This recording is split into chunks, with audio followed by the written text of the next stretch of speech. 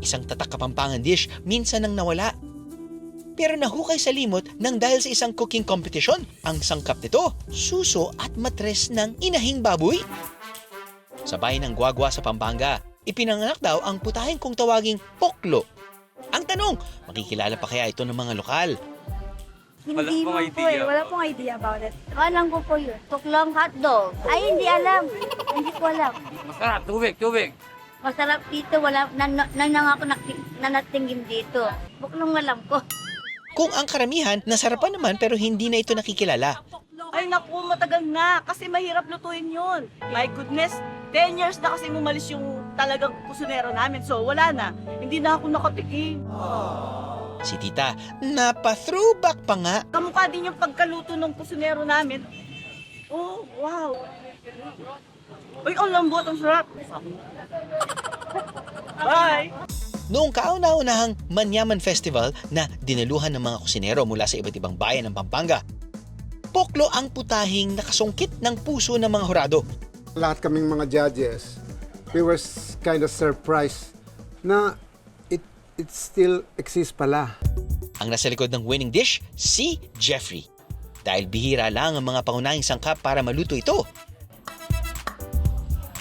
Ginagalugad ni Jeffrey ang mga palengke ng Pampanga.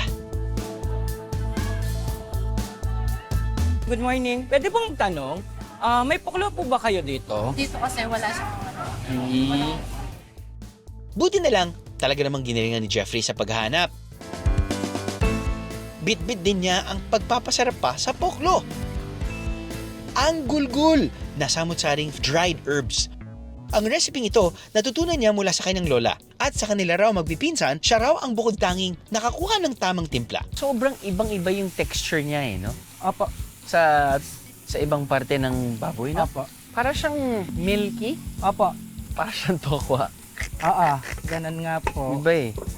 Pinakukulaan ito ng matagal at igigisa ito sa sana makmak na dinurog na kamatis. Dapat meron siyang technique para hindi siya mapanghe. Kasi galing yung poklo na yon sa baboy na hinahing, yung kapapanganak lang, na gusto na siyang katayin. Kung hindi magaling ang kusinero, I am sorry, hindi siya masarap.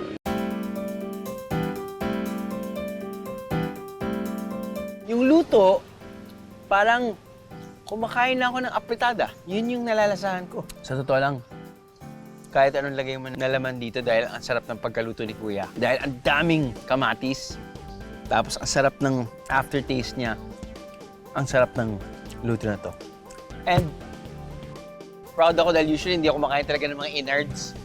Pero dahil wala siyang aftertaste na hindi okay, so mas na-appreciate ko siya ngayon. Ano, nabitig ka sa biyahe? All you gotta do is just subscribe to the YouTube channel of GMA Public Affairs and you can just watch all the Behind the Drew episodes all day, forever in your life. Let's go! Yeehaw!